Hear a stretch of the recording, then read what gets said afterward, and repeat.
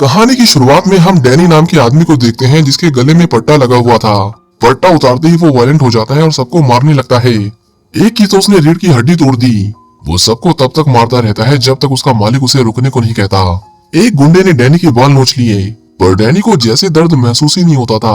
वो अपने मालिक को छोड़कर वहाँ मौजूद हर एक आदमी को मार मार कर उनकी हड्डी पसलियां कर देता है। काम होने के बाद ब्रेट ने डैनी के गले में पट्टा वापस डाल दिया, जिससे वो शांत हो जाता है। उसका मालिक ब्रेट उन लोगों के पैसे, अंगूठी, चैन सब छीन लेता है और कहता है कि अगली बार टाइम पर पैसा नहीं दिया तो मैं इसे रोकूंगा नहीं, समझे। उनसे पैसे वसूलने के बाद ब्रेट अपने गुंडों के साथ दूसरे लोगों के पास जाता है जिनसे उसे पैसे लेने थे। उनमें से ज्यादातर लोग उसे पैसे देने में आनाकानी करते थे, जिसके बाद ब्रेट ऐसे ही डैनी का पट्टा खोल दिया करता था और फिर डैनी जो उनका हाल करता था उसके बाद वो लोग कभी पैसा लौटाने में देर नहीं करते थे। उनके लिए अच्छा यही था कि डैनी के गले में पट्टा बंधा रहे। हम देखते कि ब्रेट डैनी को पालतू कुत्ते की तरह ट्रीट करता था। उसे खाना देने का ढंग, उससे बातचीत करने का तरीका, यहाँ तक कि उसे डांटने और समझाने का तरीका भी ऐसा था मानो वो किसी इंसान से नहीं बल्कि कुत्ते से बात कर रहा हो। बचपन से उसने डैनी को इसी तरह रखा था, इसलिए उसका दिमाग कभी ठीक से विकसित नहीं हो सका। एक दिन फाइट करने के बाद जब डैनी वापस लौटा तो ब्रेट का एक आदमी देखता है कि डैनी के सर से बहुत खून बह रहा था। वो बोला, बॉस डैनी को चोट लगी है, क्या करें। जिस पर ब्रेट बोला, अरे करना क्या है, उसे पट्टी दे दे, लगा लेगा खुद ही। वो डैनी को खून रोकने के लिए दवाइयाँ देते हैं, पर बेचारे को पता ही नहीं था कि उसे लगाना कैसे है।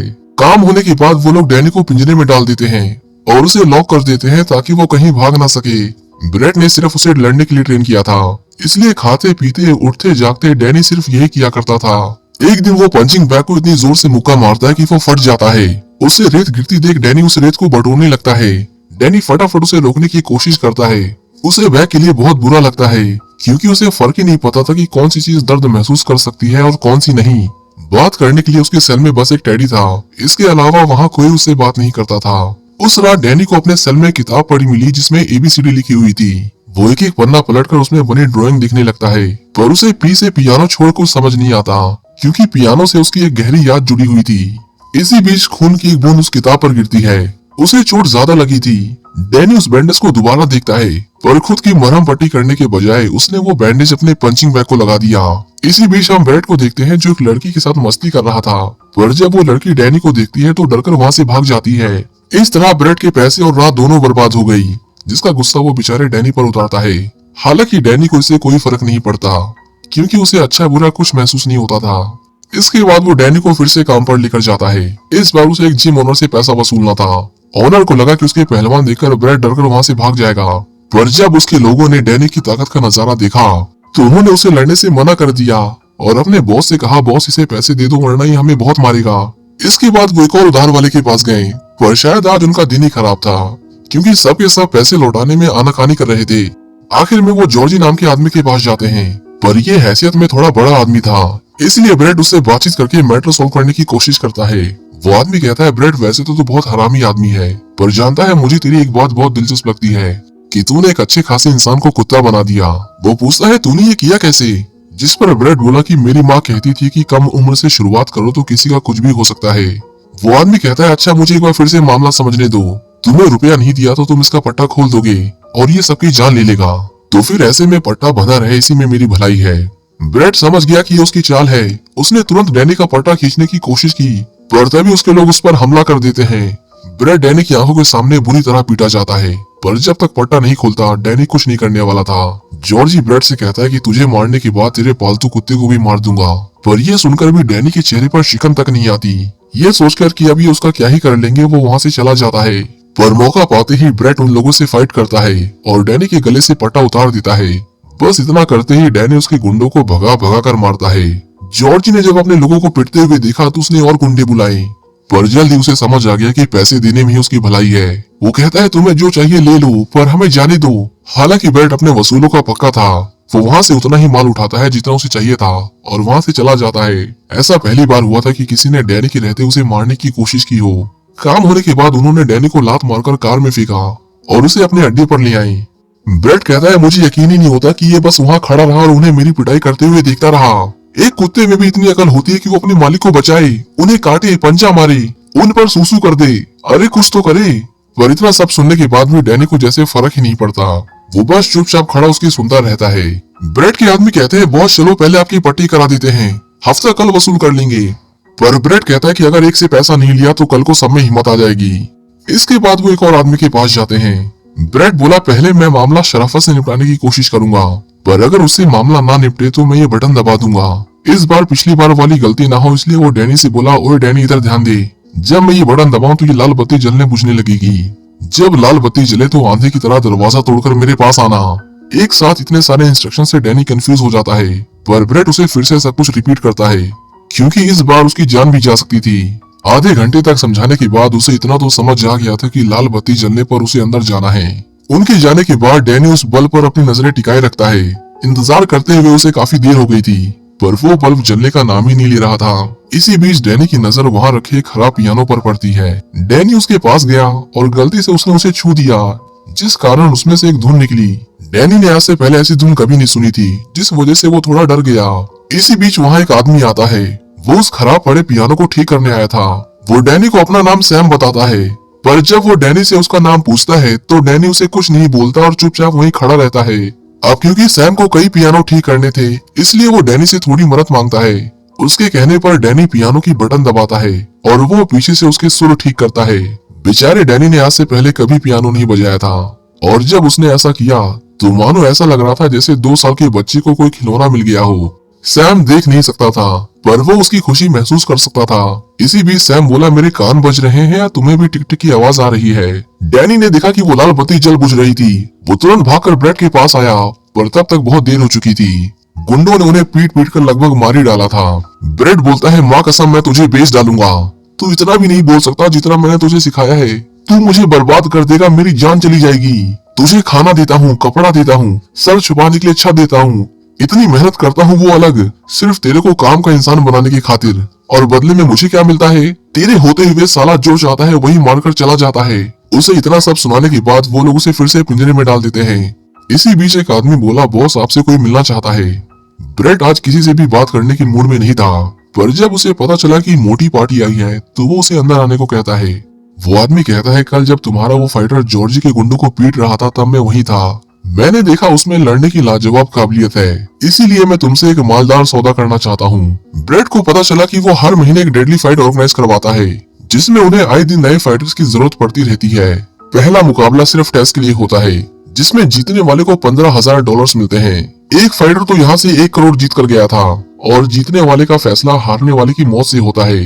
ब्रेट जो डैनी पर बहुत गुस्सा था, उसके ऑफर को एक्सेप्ट कर लेता है। अगले दिन ब्रेट उसके पास गया, जहाँ डैनी को एक फाइटर से लड़ना था, जिसे पिछले 15 मुकाबलों में कोई नहीं हरा पाया था। उसने उसका पट्टा खोल दिया और बोला डैनी फोड़ दे साले को। उसके बस इतना कहते ही डैनी ने उसे इतनी जोर का पंच मारा कि वो फाइटर बस एक ही मुक्की में ढेर हो गया। इस तरह फाइट शुरू होने से पहले ही खत्म हो गई। वादे के मुताबिक ब्रेट को उसके पैसे मिल जाते हैं, जिन्हें पाकर उसकी खुशी का ठिकाना नहीं रहता, क्योंकि ये उसके पूरे साल भर की कमाई थी। उसे अब काम करने की जरूरत नहीं थी। वो बोला डैनी बता तुझे क्या चाहिए। डैनी थोड़ी देर चुप रहता है, पर फिर उसने बोला कि उसे पियानो चाहिए। ये सुनकर ब्रेट उसका मजाक उड़ाते हुए कहता है कि पियानो? हाँ क्यों नहीं, चल तुझे 5 स्टार होटल में खाना खिलाता हूँ, तू लड़की ले ले, तू लड़की के साथ कभी नहीं गया। पर डैनी को सिर्फ पियानो ही चाहिए था।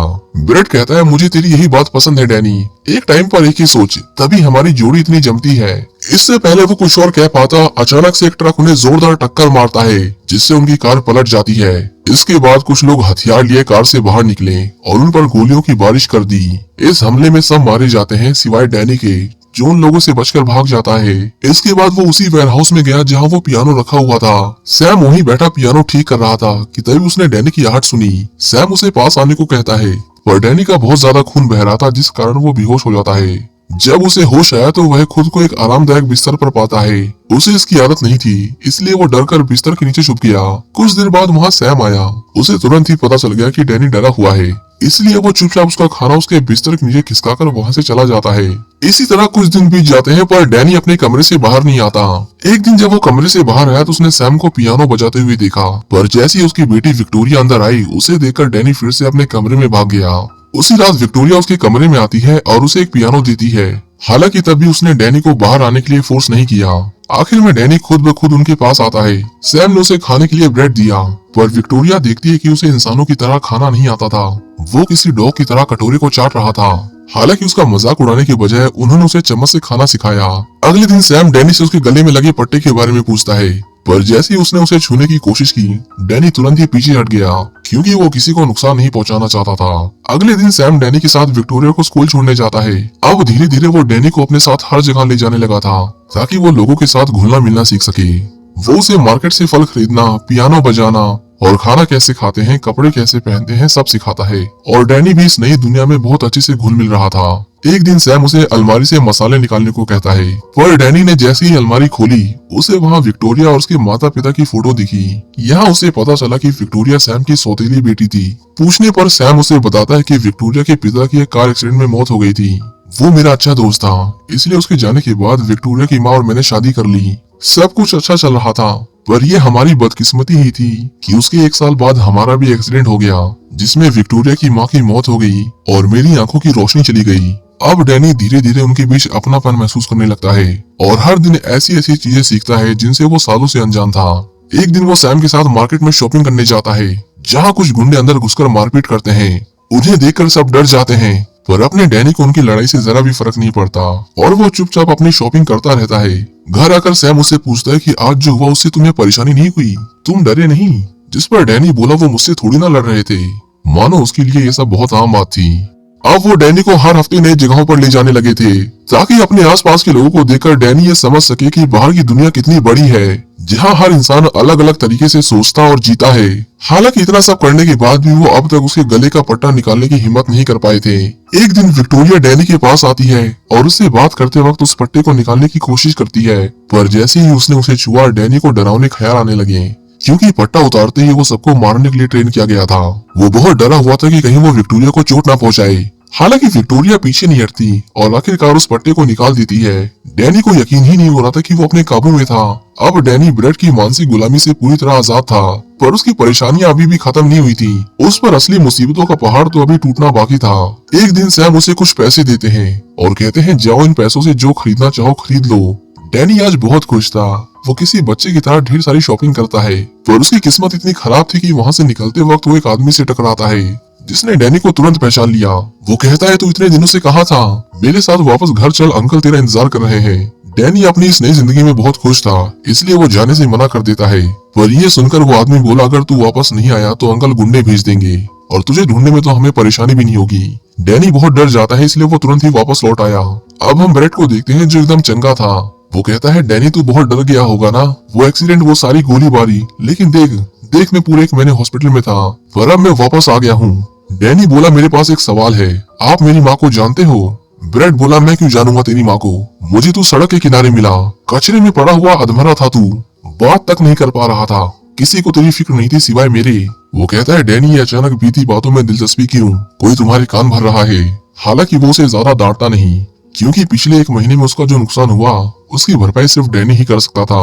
अगले दिन वो डैनी को फिर से फाइट के लिए लेकर जाता है। हम वहाँ एक डेडली फाइटर को देखते हैं जिसने अभी अभी एक आदमी की जान ली थी। ब्रेड कहता है जाओ उससे फाइट करो, पर डैनी बोला मैं किसी को चोट नहीं पहुंचाऊंगा। ये सुनकर ब्रेड को गुस्सा आ जाता है और वो चिल्लाते हुए बोला तू नीचे जाएगा और अपना काम करेगा वरना आज तेरी खैर नहीं। पर अपना डैनी बार बार यही कहता रहता है कि वो किसी को नहीं मारेगा। आखिर में ब्रेड थोड़ा नरमी से पेश आता है और कहता है देख अगर आज रात तू नीचे जाकर अपना काम करेगा तो वादा करता हूँ कि कल तुझे शहर का सबसे बढ़िया पियानो खरीद दूंगा।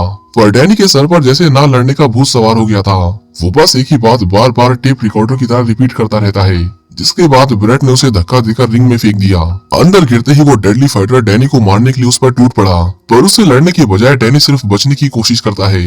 एक बार उसने फाइटर को मारने की कोशिश भी की, पर ऐन मौके पर उसने अपना वार रोक लिया। यथ कहता है ये क्या हो रहा है, वो तो लड़ ही नहीं रहा। जिसके बाद ब्रेड रिंग में एक धारदार कुल्हाड़ी फेंक देता है, जिसे गलती से डैनी की बजाय उस फाइटर ने उठा लिया। यथ गेम को और इंटरेस्टिंग बनाने के लिए अपने कुछ और फाइटर्स नीचे भेज देता है, जिससे डैनी के लिए खतरा और बढ़ गया। सबके सब मिलकर डैनी को खूब पीटते हैं। उन्होंने उसे उठाकर पटक दिया और फिर उसे पैरों से उठाकर उस पर लात घूंसों की बारिश कर दी। ये लड़ाई उसकी मौत से ही खत्म होने वाली थी, जिसके बाद डैनी को जिंदा रहने के लिए उनसे फाइट करनी ही पड़ती है। उस पर हमला करने आई लड़की को वो बहुत मारता है और जिस किसी ने उसे रोकने की कोशिश की उसे भी डैनी ने बुरी तरह पीटा। अपने फाइटर्स को इस तरह हारता देख यथ रिंग में और हथियार फेंकता है। एक ने उसे भाले से मारने की कोशिश की तो दूसरे ने हथौड़े से उसका सर फोड़ना चाहा, पर दोनों मिलकर भी डैनी का बाल भी बांका नहीं कर पाते। आखिर में डैनी ने लड़की के पैर तोड़ दिए और सबको मार मार कर उनकी ऐसी हालत कर दी कि अब वो लड़ना तो दूर अपने पैरों पर खड़े रहने लायक नहीं थे। हालांकि वो किसी की जान नहीं लेता जो कि रूल्स के खिलाफ था। अगर वो इन्हें नहीं मारता तो ब्रेड को इस फाइट का 1 रुपया नहीं मिलता, इसलिए वो खुद उन्हें गोली मार देता है। वो डैनी पर बहुत गुस्सा था क्योंकि आज की फाइट में उसने उसकी एक भी बात नहीं मानी और हर वक्त सिर्फ अपनी मनमानी की। घर लाने के बाद वो लोग डैनी को बहुत मारते हैं और फिर से उसे पिंजरे में फेंक देते हैं। इसी बीच हम सैम और विक्टोरिया को देखते हैं जो डैनी के इस तरह जाने से बहुत दुखी थे, पर उन बेचारों को अंदाजा भी नहीं था कि वो अभी कितनी तकलीफों से गुजर रहा है। उसी रात डैनी को अपने पिंजरे में एक तस्वीर मिलती है, जिन्हें देखकर डैनी को एक आइडिया आता है। वो जाली को तोड़कर ब्रेड के कमरे में गया जहाँ ढेर सारी तस्वीरें रखी हुई थी। उन्हीं के बीच उसे अपने बचपन की फोटो मिली, पर डैनी यहाँ अपनी माँ को ढूंढने की कोशिश कर रहा था। आखिर में उसे एक फोटो मिली गई जिसमें एक औरत पियानो बजा रही थी। वो तुरंत ब्रेड के पास आया और बोला ये मेरी माँ है, पर ब्रेड कहता है तेरी माँ एक वैश्या थी। तू जानता है एक वैश्या क्या होती है डैनी? पैसा लेकर जिस्म बेचने वाली। मैं उसे पसंद करता था, अगर आज वो होती तो शायद मेरी जिंदगी की सबसे खास औरत होती, इसलिए उसके जाने के बाद मैंने तुझे अपने बेटे की तरह पाला। ये सब सुनकर डैनी शांत हो गया। हालांकि अब वो उस आदमी पर भरोसा नहीं करता था, इसीलिए अगले दिन फाइट के लिए जाते वक्त डैनी उनकी कार का स्टीयरिंग मोड़ देता है, जिससे कार का बहुत बुरा एक्सीडेंट हो जाता है। इसके बाद डैनी ने अपने गले से वो पट्टा उतारा और दौड़कर उन लोगों के पास आया जिन्हें वो अपना असली परिवार मानता था। विक्टोरिया जब उस तस्वीर को देखती है तो वो डैनी को बताती है कि तुम्हारी माँ उस तरह की औरत नहीं लगती है, मुझे तो लगता है कि वो एक पियानो टीचर थी। उसने तस्वीर में जो कुछ देखा उसके बारे में जब उसने सैम को बताया तो सैम तुरंत समझ गया कि वो कहाँ की फोटो है। इसके बाद वो उस म्यूजिक लाइब्रेरी में जाते हैं जहाँ वो तस्वीर खींची गई थी। एक बूढ़ी लाइब्रेरियन उन्हें बताती है कि ये लड़की सालों पहले यहाँ बच्चों को पियानो सिखाती थी, पर फिर वो अचानक से कहीं गायब हो गई। वो बूढ़ी औरत उन्हें उसकी एक और तस्वीर देती है जिसमें डैनी की माँ का चेहरा साफ दिखाई दे रहा था। उन्हें देखते ही डैनी को अपना अतीत याद आने लगता है, हालांकि अभी उसकी यादें बहुत धुंधली थी। उस रात जब विक्टोरिया उसके कमरे में आई तो उसने डैनी को देखा जो अपनी माँ की तस्वीर लिए उन्हें याद कर रहा था। विक्टोरिया उस तस्वीर को गौर से देखती है और पता लगाती है कि उस फोटो में उसकी माँ कौन सा म्यूजिक बजा रही थी। डैनी के चेहरे पर खुशी लाने के लिए उसने उस म्यूजिक के नोट्स निकाले और उसे प्ले करने लगी, लेकिन जैसे ही उस संगीत की धुन डैनी के कानों में गई उसके अंदर पुरानी यादों का मानो जैसे सैलाब ही उमड़ पड़ा। उसे याद आया कि कैसे सालों पहले कुछ गुंडे उसके घर में घुस आए थे और उसकी माँ के साथ बदतमीजी करने की कोशिश की थी, लेकिन जब उन्होंने उनका कहा नहीं माना तो उन लोगों ने उसकी माँ को गोली मार दी। इसी बीच हम ब्रेड और उसके गुंडों को देखते हैं जो डैनी को ढूंढते हुए उसके घर तक पहुंच गए थे। उधर डैनी को सब याद आ गया था, जिसके बाद वो सैम और विक्टोरिया को तुरंत वहां से जाने को कहता है क्योंकि यहाँ उनकी जान को खतरा था। पर अफसोस बहुत देर हो चुकी थी क्योंकि ब्रेड अपने गुंडों के साथ वहां पहुंच चुका था। डैनी उन्हें बिल्डिंग से बाहर रखने के लिए उनसे फाइट करता है, पर वो गुंडे रुकने का नाम ही नहीं ले रहे थे, मानो ब्रेड ने पूरा शहर डैनी के पीछे लगा दिया हो। जब ब्रेड देखता है कि डैनी उसके लोगों को मार मार कर नीचे फेंक रहा है तो उसने अपने सबसे खतरनाक फाइटर को डैनी से लड़ने के लिए भेजा। उधर डैनी उन गुंडों से अपनी जान बचाते हुए एक बंद पड़े कमरे में आता है, पर यहाँ भी उस फाइटर ने डैनी पर हमला कर दिया। दोनों में जबरदस्त फाइट होती है, पर लगता है जैसे ब्रेड डैनी की कमजोरियां जानता था, इसलिए उसने इस बार उसकी टक्कर का आदमी भेजा था। वो फाइटर डैनी को मार मार कर उसकी हालत खराब कर देता है। हालांकि डैनी ने भी हार नहीं मानी और उससे अपनी आखिरी सांस तक लड़ता रहा। सबको मार खाता देख ब्रेड का खून खौल उठता है, जिसके बाद उसने खुद ही डैनी को ठिकाने लगाने की ठान ली। डैनी सीढ़ियों से भागने की कोशिश कर रहा था, पर ब्रेड ने उस पर गोलियां चलाई और उसे चारों ओर से घेर लिया। अब बेचारा डैनी कहीं नहीं भाग सकता था, जिसके बाद वो छत से होते हुए वापस अपने कमरे में आता है। हालांकि ब्रेड ने पहले ही उसकी चाल भांप ली थी, इससे पहले वो वहाँ से भाग जाता उसने उसे पकड़ लिया। उसे डैनी से मानो घिन आने लगी थी। वो कहता है ये है तेरा घर जहाँ तेरा जमीर जागा, भूल मत तू एक कुत्ता है, तू मेरा कुत्ता है, खत्म कर देना चाहिए था तुझे जैसे कोई जिम्मेदार मालिक अपने कुत्ते के साथ करेगा जो पागल हो गया हो। पर इतना सब कहने के बाद भी ब्रेड अपनी गन छोड़ देता है क्योंकि उसे डैनी से लगाव था। सिर्फ वही ऐसी चीज थी जो उसके साथ इतने सालों से थी। उसने फिर से वो पट्टा निकाला और बोला घर चल बेटा, सब कुछ भूल जा, तू महफूज रहेगा, ऐसी दुनिया में लौटेगा जिसे तू जानता है, सिर्फ वही दुनिया है जिसकी तुझे जानकारी है। इस तरह ब्रेड ने उसे फिर से अपने काबू में कर लिया था। सैम और विक्टोरिया छुपकर सब सुन रहे थे, पर वो डर के मारे कुछ नहीं कर पाते। डैनी धीरे धीरे उसके पास जाता है, पर ब्रेड जैसे उसे पट्टा पहनाने वाला था डैनी ने उसे रोक लिया और कहा आपसे यही मेरा घर है। साफ हो गया था कि डैनी अब उसकी झांसी में नहीं आने वाला, वो उसके झूठ से तंग आ चुका था। डैनी उसे बहुत मारता है और उसने उसकी माँ के साथ जो किया था उसके लिए तो वो उसे बिल्कुल माफ नहीं कर सकता था। ब्रेड जानता था कि डैनी के बिना उसकी कोई जिंदगी नहीं थी। वो कहता है मुझे मार दे, फिर तुझमें और मुझमें कोई फर्क नहीं रह जाएगा। डैनी उसकी जान लेने ही वाला था कि तभी सैम और विक्टोरिया उसे ऐसा करने से रोक लेते हैं। ब्रेड उसे भड़काने के लिए बोला अपनी माँ को याद कर मैंने उसके साथ क्या किया, मैंने रोज उसकी इज्जत लूटी, रखेल बनाकर रखा उसे। ये सुनकर डैनी अपने गुस्से पर काबू नहीं रख पाता। इससे पहले वो ब्रेड को जान से मार देता, सैम ने उसका मुंह बंद करने के लिए उसके सर पर गमला दे मारा, जिससे वो बेहोश हो गया। अब डैनी को भड़काने वाला कोई नहीं था, इसलिए वो शांत हो जाता है। इस तरह उसे एक नया परिवार मिल गया था और अपनी खुद की एक पहचान, जिसके साथ वो एक आम जिंदगी जी सकता था। आखिर में हम विक्टोरिया को देखते हैं जो एक बहुत बड़े ऑडिटोरियम में परफॉर्म कर रही थी, जहाँ जाना उसके बचपन का सपना था। वो वहाँ वही म्यूजिक प्ले करती है जो डैनी की माँ डैनी के लिए बचपन में बजाया करती थी। संगीत की धुन सुनते ही डैनी को अपनी माँ याद आ जाती है और वो अपने आंसुओं को रोक नहीं पाता और रोने लगता है। इसी के साथ ही कहानी यहीं खत्म हो जाती है। उम्मीद करता हूँ कि आपको ये मूवी पसंद आई होगी। Thank you for watching, see you in the next one.